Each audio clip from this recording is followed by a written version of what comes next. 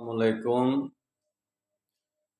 غلط احادیث جو ہیں یعنی کہ جو صحیح کے نام پر روایت کی جاتی ہیں لیکن وہ ایک فتنہ ہوتا ہے، تو ان کے بارے میں پہلے بھی ڈیٹیل میں بیان کر چکا ہوں۔ 6-7 صحیح احادیث جن پہ لکھا ہوا تھا تو وہ قرآن سے ٹکرا رہی تھی، قرآن کی واضح نص و اصول سے، قرآن کی یعنی ترتیب نزول سے اور قرآن کے اصل دعوت سے وہ سراسر صریحاً ٹکرا رہی تھیں، اپوزٹ ڈائریکشن پر تھیں، تو وہ یعنی کہ ساری کی ساری قرآن کی دعوت ضائع ہو رہی تھی ان احادیث کی وجہ سے۔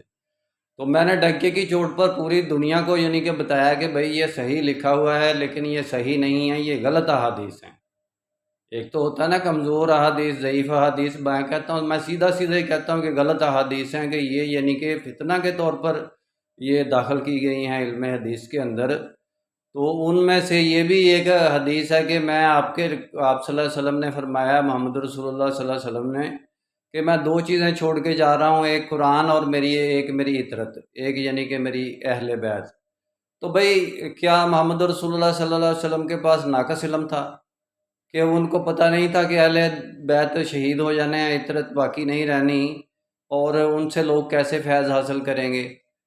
دوسرے نمبر پر کیا اطرت کو یا اہل بیت کو اس بات کی حدیث کی اتنی اہمیت نہیں تھی کہ ہم امت کے لیے کوئی واضح تعلیمات چھوڑ کے جائیں، قرآن کے ساتھ جو تعلیمات ملتی ہوں؟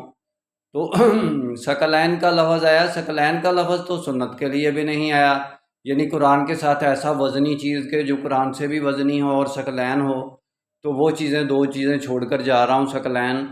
تو یہ حدیث بالکل یعنی کہ غلط اور بالکل فتنہ پیدا کرنے کے لیے پیدا کی گئی ہے کہ ہم یعنی ان باتوں میں الجھے رہیں، اہل بیت اور اطرت سے ہم حق کو تلاش کرتے رہیں۔ تو بھائی وہ تو یعنی کہ شہید ہو گئے، اپنے مقام کو پہنچ گئے، اب بتاؤ ان کی کیا تعلیمات ہیں؟ اہل بیت کی ہیں کوئی تعلیمات ہمارے لیے؟ کوئی اس وقت چلنے کے لیے زیادہ راہ کوئی راستہ کوئی متعین نہیں؟ اس کا مطلب ہے کہ یہ بالکل غلط احادیث ہیں، یہ محمد رسول اللہ سے روایت کردہ نہیں ہیں، یہ بعد میں فتنہ پیدا ہوا ہے، اس وقت یہ منقول کی گئی ہیں، نقل کی گئی ہیں۔